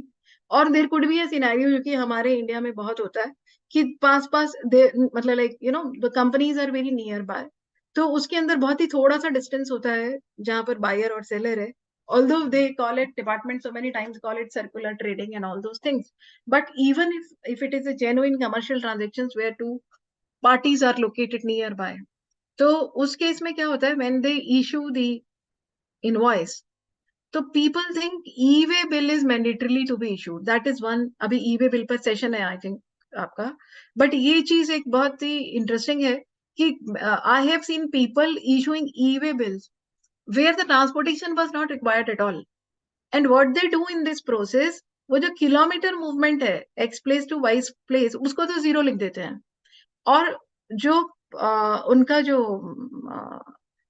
व्हाट आई वुड से जो व्हीकल है, vehicle they don't take care कि वो जो मैं व्हीकल का number which I am putting in वो क्या है, बिकॉज उनको लग रहा है असल में तो होना ही नहीं है उसको transport. And what the government does, वो डीजीजीआई देखते हैं कि अच्छा ये तो आपका तो 3 व्हीलर का नंबर है, ये तो ट्रक का नंबर नहीं है, तो that means you are a fraud. But वो ये तो नहीं देखते हैं कि वहां तो 0 किलोमीटर है, वहां तो चलने की रिक्वायरमेंट ही नहीं थी. So the point here is that one, we need to be careful of the situation where the e-way bill, क्योंकि generally people have this understanding, that's why I'm just reiterating going back, कि अगर मेरे को goods transportation का मैंने invoice बनाया तो मुझे e-way bill करना ही करना है, which is not the case. तो और अगर e-way bill करना भी है, then we really need to be very careful, which you will be studying tomorrow. Coming back, तो one of the transactions deemed supply के अंदर दूसरा ट्रांजेक्शन जो जिसके ऊपर क्लैरिफिकेशन गवर्नमेंट ने दिया हुआ है, that is also October clarification. That is personal guarantee of the director. Director is also related party because it will be all about the related party transaction. तो पर्सनल गारंटी किस case में होगा कि bank से loan लेना है, director है company का और वो अपनी पर्सनल गारंटी दे देता है and the company takes the loan. A very very simple and the common transaction.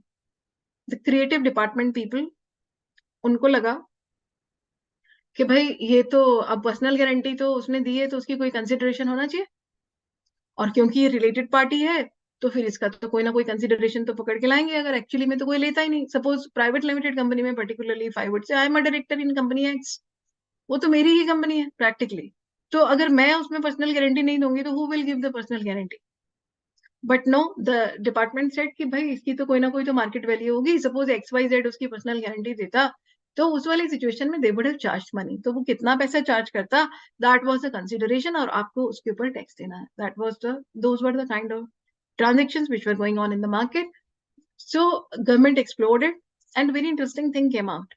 उन्होंने first in their clarification first they themselves accept कि भाई ये तो taxable तो बनता है law के हिसाब से if we do plain reading of the law, और उसके अंदर आपको जो मार्केट वैल्यू है उसकी that should be taxable. But RBI की जब हम रेगुलेशन देखते हैं तो RBI does not allow and even the Companies Act does not allow any director to take or receive any money for the guarantee which they give for their company. So because that is not feasible in the law to charge any amount, there cannot be any market value.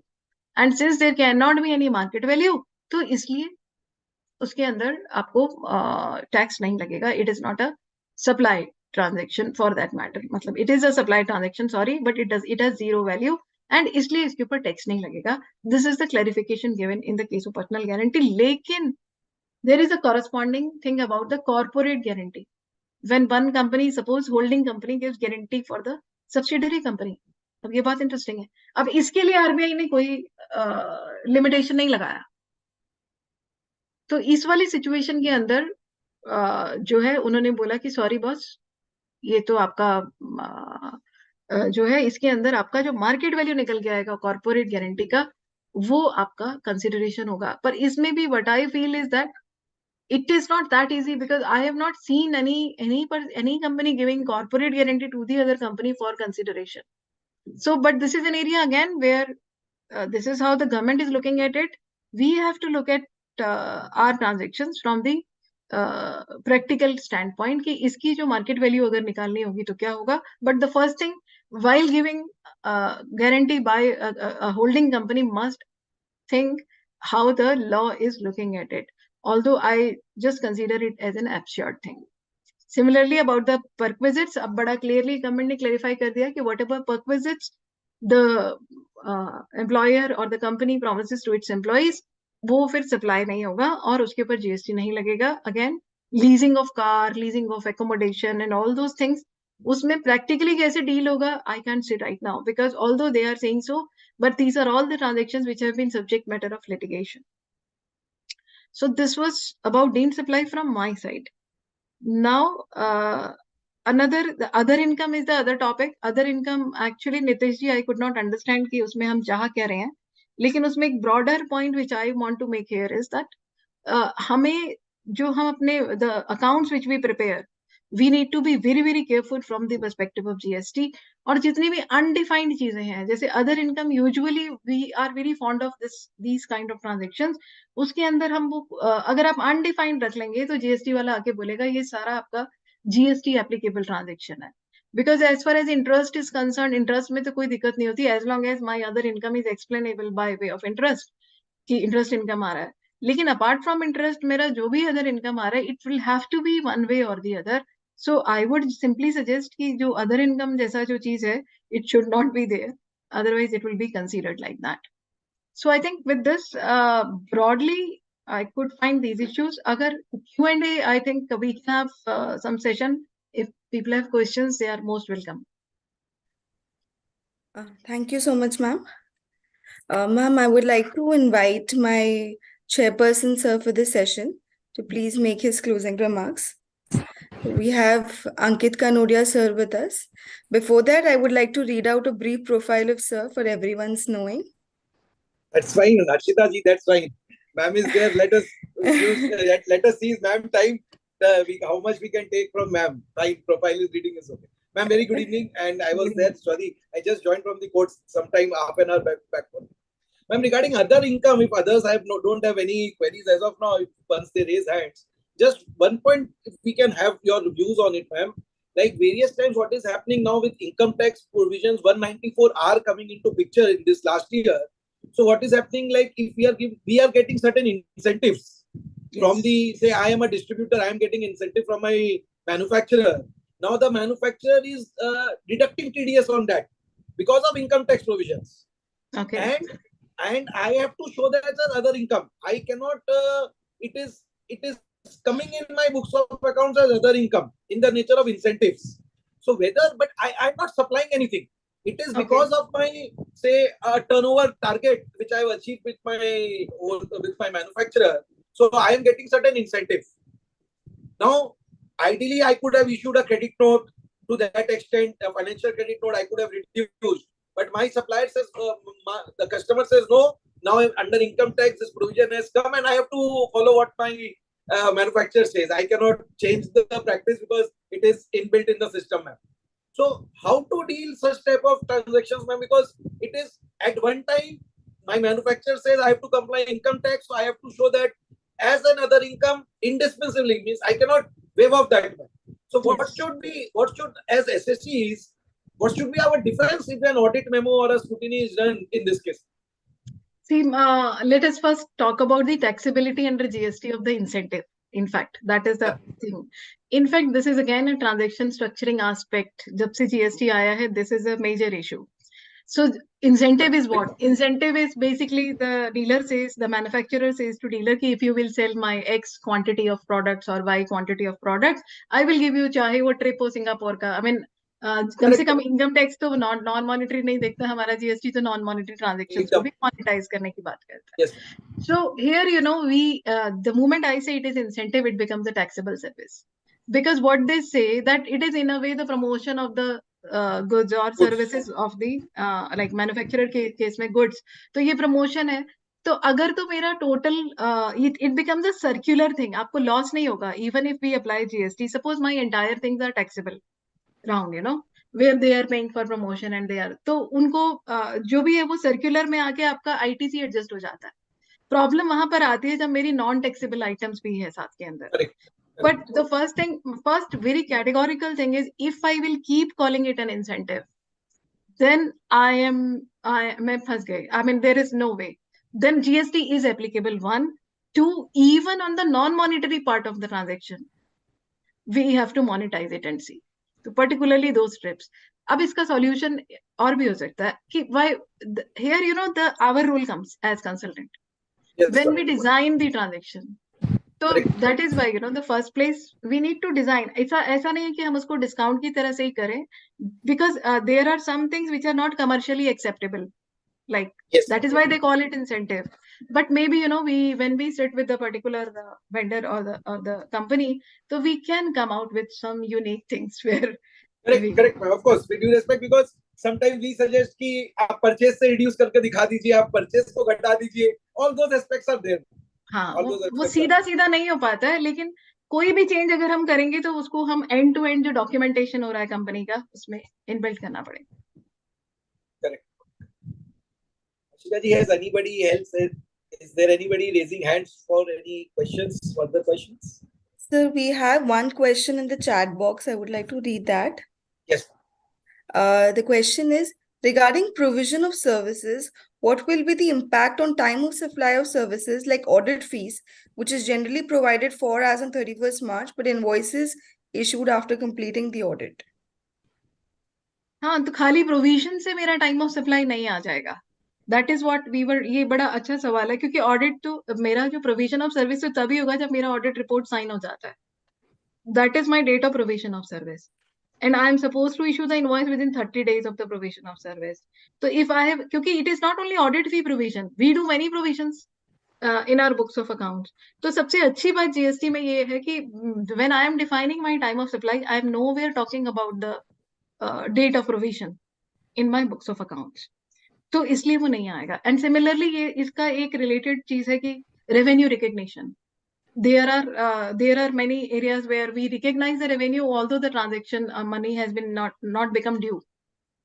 Like suppose मेरा money due है 6 महीने के बाद, लेकिन मैंने उसका substantial काम कर दिया है, आधा काम कर दिया है, तो मेरा financial year end हो रहा है. So I recognize, because of my accounting standard, I recognize part of revenue say for 3 months, but it has neither become due nor I have issued the invoice. So even in that case GST will not be applicable. वो हमारा, it will form part of the reconciliation. Thank you, ma'am. If anybody has any other questions, can put it in the chat box, please, or there can be a show of hands as well. Have I finished much earlier to what was expected? Ma'am, you've explained so well that people don't have queries right now. तो अगर नहीं है और हमारे पास time है तो I would like to share one more thing which is not related to these topics. Definitely, ma'am. Should I? Yes, definitely. So it is like a very interesting thing which I am seeing nowadays. This is regarding wrong availment of credit. Wrong availment of credit I find very interesting because if you look at section 73 and section 74, you will see that although in both these sections, the notice can be issued by the government for wrong availment of credit, but an order cannot be passed. If you look at subsection 9 of these two sections, you will see, because see what is happening. In my constitution, the government has power to levy GST. So that means a penalty can be imposed only when there is some problem in the payment of tax.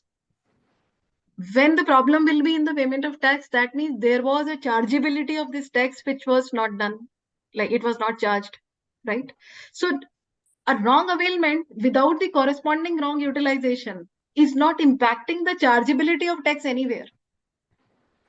So now when you read subsection 5, जहां पर की voluntary payment of tax की बात हो रही है, 73 or 74 का, when you read subsection 5, you will find it starts from the line, a person chargeable to tax will deposit the tax either on its voluntary ascertainment or on the intimation by the officer. It talks like that.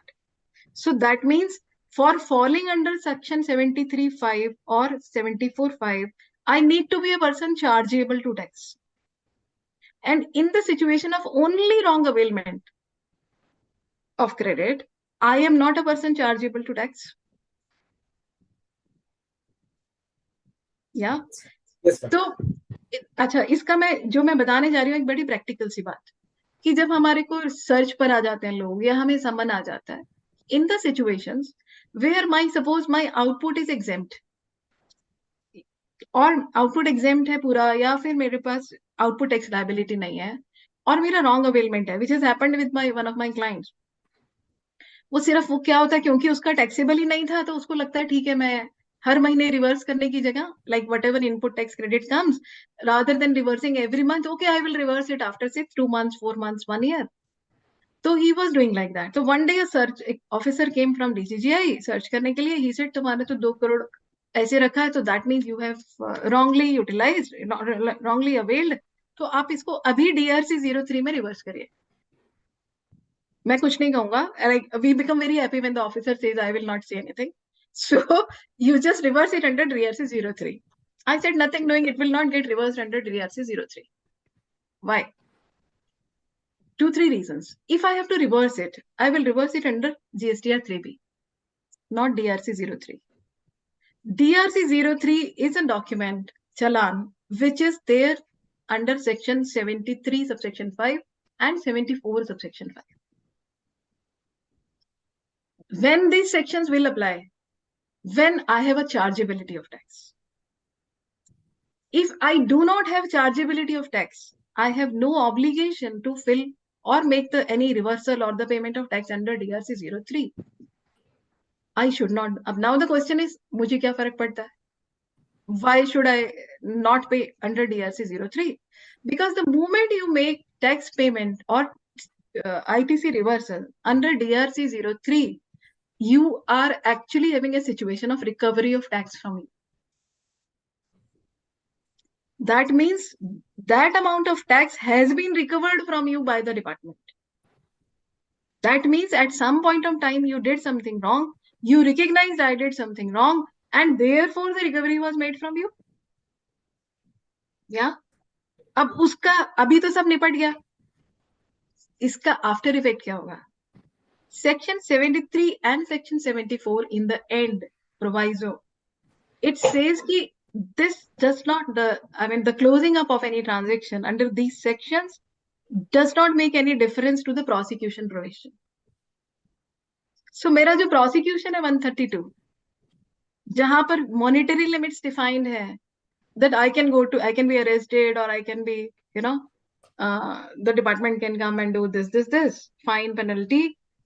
That depends on suppose tomorrow मेरा छोटा सा transaction है जहां पर वो मेरे को prosecution में ले आते हैं, they will add up this. So I'm just trying to, again ये शायद कुछ ज्यादा technical हो गया आगे जाके, but what I am trying to say here is that in case of only wrong availment of credit, where there is no corresponding wrong utilization, even if somebody pressurizes you to reverse the credit, please do it through GSTR 3B. Do not do it through DRC 03. Because law does not require you to do that. He will definitely, the departmental officer will pressurize you. But in that case, even to DGGI, we wrote a long letter saying that, see, this is the law. आप हमें law में दिखा दो where I am supposed to reverse. Under GRC 03, we will do it. So, but I think that's one practical aspect which I just wanted to share in this context. Thank you, ma'am. Thank you. Thank you so much. Ma'am, we have a few questions coming up in the chat box. Can we move to them, please? Yeah. Yeah. First question is, a ship broker located in India arranges a ship. The owner is located in Taiwan for an Indian company's cargo to be brought in from Indore to India. The broker earns Indore to India? To be brought from Indonesia to India. Okay, this is in Indonesia, sorry, my mistake. Brought in from Indonesia to India. The broker earns a brokerage from the ship owner. Can you please explain the GST implication? See, the ship owner is located outside India, yeah? Yes. And the broker is in India. Yes. And the goods have to be shipped from Indonesia to India. Right.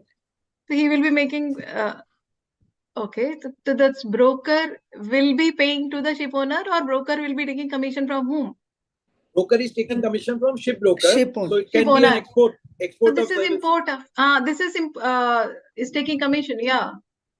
It is not export of service actually. एक minute यहाँ पर place of supply determine करना पड़ेगा सोच करके ना. Correct. Section 13, location of recipient.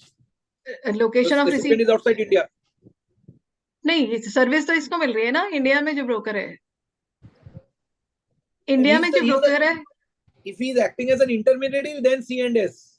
नहीं, अभी तो हम जो बात कर रहे हैं ना, that is a niche service which the broker is receiving. अभी क्या हो रहा है? Actually इस ट्रांजेक्शन में ना बहुत सारे लोग हैं. One is the transaction between the ship owner and the broker. Correct, ma'am. अभी ब्रोकर के केस में क्या हो रहा है कि ब्रोकर शिप ओनर की सर्विस ले रहा है ना एक तरीके से, या शिप ओनर ब्रोकर की सर्विस ले रहा है. Let us put it like that. या तो शिप ओनर ब्रोकर को बोले कि मेरे को, because broker may be working on behalf of an Indian person और broker may be working on behalf of the ship owner. That is what query says, ma'am. The broker is asking the ship, the broker is asking the ship owner to bring Indian company's cargo from Indonesia to India. हाँ, तो इसका मतलब Indian company has hired the broker ना. Yes, ma'am. Indian company has hired. But he's earning commission both from Indian also and from the ship broker. That is, ma'am, the marginal in the freight. He generally for the freight they value add and all those things. Okay, ठीक है. I think सी ये वाली transaction को थोड़ा सा design करके, again you know, जो वो इंडियन से ले रहा है डेफिनेटली वो तो इंडियन ट्रांजेक्शन है. जो वो फॉरेन से ले रहा है उसका definitely it can be, I don't see it is as an export of service right now, as of now, अगर आप off hand, because I take some time in going into further nitty-gritties of the transaction if I have to reply question like this. उसका कोई वैसे कोई aspect तो आप पूछ लो, but पूरा ट्रांजेक्शन को देख करके बताने के लिए we'll have to draw it. ये भी एक लर्निंग है जी. इनडायरेक्ट टैक्सेस में ना people tend to respond to you immediately. So अगर आपको like even if I think I never do that for a transaction. Moving on to the next question, ma'am. If the normal trader also shows certain other turnover which is not a part of the GST, then does it need to be reported in the annual return, and how it needs to be dealt with? हाँ, non taxable turnover का एक column होता है ना आपका. See the point is, आपको column देखने हैं appropriate. You have to reconcile the things. You should be in a position to explain. There is no problem in showing the non-GST turnover in your, because financials में तो आप दिखाएंगे, you cannot go anywhere. Financials will be containing all types of turnover. But here the point is that it is always better to keep the department informed. So when you are filing a return, you in any case you file total exempt turnover का एक column है, non-taxable का है, तो non-taxable में डाल दीजिए. Thank you, ma'am. We do not seem to have any more questions in the chat box. So can we wait for a few more questions, or we can? We have one more question, ma'am. What is your view on the recent expat tax issue? Secondment. That is a very interesting question actually. Secondment अभी बहुत लंबा issue चलने वाला है. Because but the government, and it is not today's issue, it is maybe 10-15 years. This issue is there since 2006 onwards in service tax, मतलब since service tax period. But ये बहुत अच्छी transaction है. I would love to talk on this. So see, secondment is what? सबसे पहली बात ये, क्योंकि अभी गंदा सा जजमेंट आया है सर्विस टैक्स में secondment का, that is why these all people have started talking about that. वो जो सुप्रीम कोर्ट का जजमेंट आया है. So, but secondment is a tripartite agreement where there is a foreign company. Foreign company says, I am sending expats to India. And expats कैसे आएंगे? They come as an employee to the Indian company, Indian counterpart. And there will always be a tripartite agreement where what is secondment? First, secondment is where this employee remains employee of the two entities at the same time. माने foreign company and the Indian company. It जैसे deputation पर आते हैं in our words in India. And what happens that the Indian company pays salary here to these foreign expats, and a part of the salary is also given to the foreign companies. Why? Because these expats, the foreign company maintains a social security account, जैसे PPF, PF हमारे यहाँ पर है या whatever, ESI, PF types. So because whenever these expats will go back, they will again become employee of that company and their continuity of service will not be affected. That is the reason the secondment is done. There are two ways. Now, one, the foreign company simply do a manpower supply to the Indian company. वहाँ तो कोई issue नहीं है. The issue is in the secondment agreement.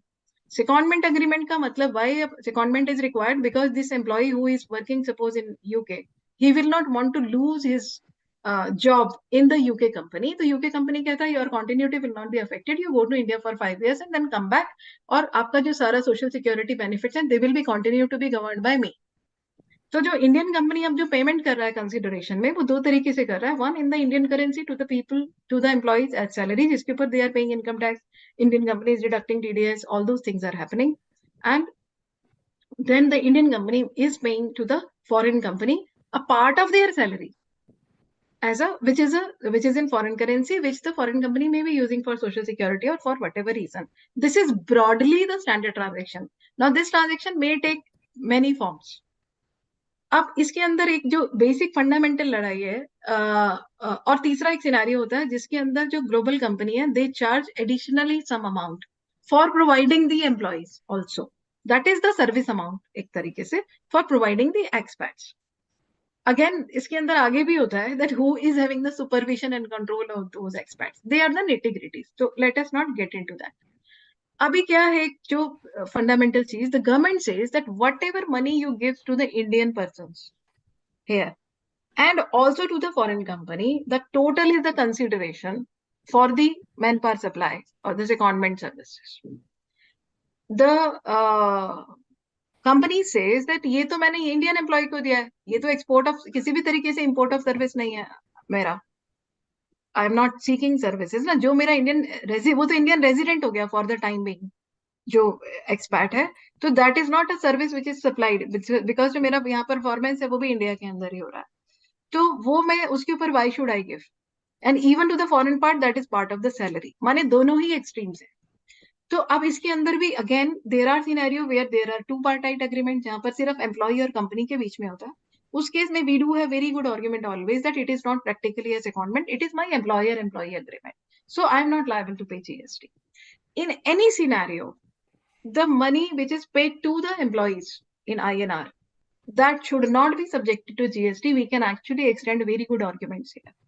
Because in any case, that's not the service provided here. अब इसके अंदर way out क्या है? बिकॉज इसके अंदर documentation is very very significant. You know the problem is where जितनी global companies हैं they do usually have a global agreement for the secondment purposes which is applicable to all the countries across the world. So if we look at the wordings of those global agreement, तो Indian companies उसमें फंस जाती है. Because from that agreement, the English, so many things comes out where you say कि भाई ये मेरा GST law के हिसाब से तो ये पूरा सप्लाई हो गया. And this is the consideration. So the problem is, I think if we can straighten out the agreement, the nature of agreement and the obligation of both the companies in context of that expat, then to that extent we can actually take care of secondment agreement. liability.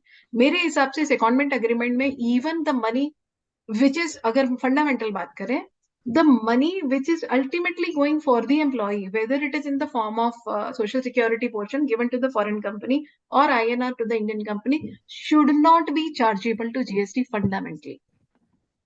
और अगर हमें design करना है तो उनको क्या करना चाहिए, they should charge some separate small amount for sending the expert in one time ना, जैसे 5 साल के लिए, जैसे मैन पावर सप्लाई के लिए करते हैं. सो दैट वे अगर आप अपनी उस ट्रांजेक्शन को एक सीधा ही उस तरीके का मैन पावर सप्लाई बना दोगे, वेयर यू से कि this is the money I am charging for supplying the person, rest he is doing employment here. तो अगर इंडियन होता कोई तो ये आसान था करना. But the problem here in changing the documentation is the global mandates of the protocols of the foreign companies. But yes, with that Supreme Court judgment, the things have become difficult, but we can come out of it very well. इसमें एक और aspect भी बताती हूँ मैं आपको जो हो रहा है अभी. Like suppose head office is in Gurgaon, तो जो सारे seconded employees आए हुए हैं, वो यूजुअली क्योंकि हेड ऑफिस करता है अग्रीमेंट ग्लोबल वाले कंपनी से, तो मेरा जो सेकंडमेंट में, अच्छा there are some companies who are paying the GST also on the money which they are sending, money the foreign exchange part which they are sending to the foreign counterparts. तो गुड़गांव से पे हो रहा है. Now the Karnataka, जहां पर की उस कंपनी का ब्रांच ऑफिस है, वहां पर suppose 6 experts are sitting there.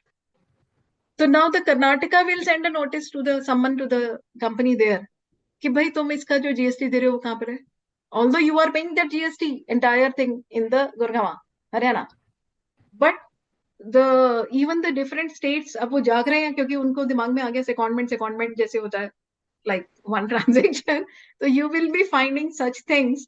So yeah, it is talk of the day. Good transaction. Thank you so much, ma'am. Ma'am, next question is, in section 65, audit, can GST department match the bills of quantity or estimates with the actual purchases of works contractor? Doesn't it imply getting into the shoes of the businessman? Yes, ये ना बहुत stupidity है actually. देखो, if you say can, तो they can do anything. They are omnipotent. They are all powerful. That is the worst thing which has happened. But the point is they do not have commercial understanding at all. अब उन्होंने क्या खरीदा क्या बेचा उससे तो वो तो हम भी नहीं देखते. Even the service recipient doesn't see. तो उसके basis पर they can't prove anything. But they try to make a case. उसके अंदर we need to be very good in arguing. As I said ना, अभी जो litigation है GST में, it is पहले क्या होता था, 80% law, 20% facts. Now it is 50% law and 50% facts. तो आपको यही वाले जो इसी तरीके की हरकतें वो कर रहे हैं ना, we have to bring in our argument and say कि ये क्या कर रहे हैं ना, मतलब do they have the commercial knowledge and understanding? In fact, capability भी नहीं है उसमें ये देखने की कि उसने क्या करी. In fact, in e-way bill cases, they are detaining the vehicle and challenging the valuation. Goods is moving from Assam to Uttarakhand. Goods is moving from Assam to Uttarakhand. West Bengal STO he intercepts the vehicle and says, no, ये आप जो 10 रुपया का scrap दिखा रहे, it should be 40. So you pay 200 penalty as per 40 in West Bengal. Yes, yes. ये तो बहुत, ये एक्चुअली अगर आप सेक्शन 129 देखेंगे तो उसके अंदर उन्होंने ऑफेंस को डिफाइन ही नहीं किया. Correct, ma'am. It is That is, they link see, with the yes. तो मैंने अभी जो आपका गुड्स मूव हो रहा है, ये जो सेक्शन आया है मूवमेंट का, वो सिर्फ इसीलिए ना कि मूवमेंट के समय डॉक्यूमेंट्स ठीक हो. हाउ यू कैन चैलेंज, ये तो आप वैल्यूएशन कह रहे हैं. I will tell you one case, you will be surprised. Haldwani में क्या हुआ कि वो जॉब वर्क के लिए goods were going in a truck, and that challan जो होता है डिलीवरी चालान जॉब वर्क का, उसके अंदर कॉलम है जिसके अंदर वैल्यू ऑफ सप्लाई भी है और टैक्स भी है.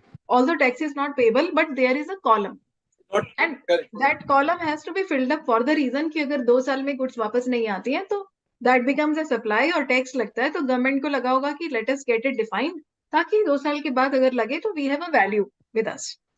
अभी जो ऑफिसर वहां पर था रास्ते में, उसको तो पता नहीं था law.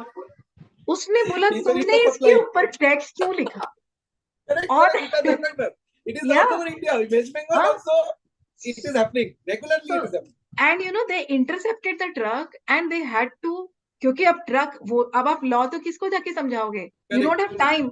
You are on the spot. So they had to pay 5 lakh rupees to get their truck released so that it can go to the place where it was going. And later on, you If go there and is take it. something it has created havoc, means my imported goods I am transporting.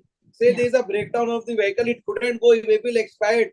On imported goods going for to my own factory for Yeah. self use, they impose 200% penalty of the IGST as per bill of entry. Yes. So, matlab, they are free to do anything. They need not know the law. And आप उन्हें समझाते रहो बैठ के. So, this is a problem. No, And no. when we go to court, ma'am, the court says you exhaust alternate remedy, then come to me. Alternate remedy है कहाँ? Tribunal That is the paper पर ही है biggest खाली. पता नहीं. Anyways, I think God is there. No, appeal, of course, then we go to appeal and it takes it. आवाज break हो गई, I think. Yeah. Ashita ji, is there any questions left or Yes, we may... yes, we have three more questions. Fine. Next question is, in case of manpower supply services, service providers reimburse PF and ESI from the services recipient. Is there any GST implication on this reimbursement? ये ना बहुत पुराना issue है again. ये it becomes the I mean the total value है उसके अंदर ये include कर लेते हैं उसको, because again the structure of transaction needs to be seen here. That is considered as a total part of the value. Thank you, ma'am. Next question is, if any summons are issued to be attended physically, then any reply letter required or only appearing with documents is See, sufficient? it is always advisable. It is always advisable to make a reply letter. Although required कुछ नहीं, वो तो बड़े खुश हैं. Even if you don't take anything, they'll be more than happy. But again, at least जो आपको refute करना है, when the summon comes, you should assert your rights. वहां जाके you will not be in a position to assert your rights. So by way, and secondly, when you take receiving, that becomes, you do have something at least in your hand that you attended. I think with this, ma'am, we have come to the end of all the question answers we had. Okay. So sir, Great. I think it was an absolute pleasure for me, and thank you so much to all the audience for interaction, because it's unless interaction is there, how will we learn the things? So great. Thank you very much, ma'am, for Time. sparing your time and to be with us and to share your thoughts on all these difficult topics. I would say other income, taxability, documentation. You have taught us the nitty-gritties of it, man. Of course, as you have rightly stated, that the preparation of the documents is the key. How Yes. do you document your transaction? That is the only way you can present it in litigation also. That is the key takeaway for us, all of us today, man. And on behalf of the entire Views Exchange team, Nitesh Morji and Harshita ji, I again thank you for sparing your time. Thank you so much. thank you, ma'am.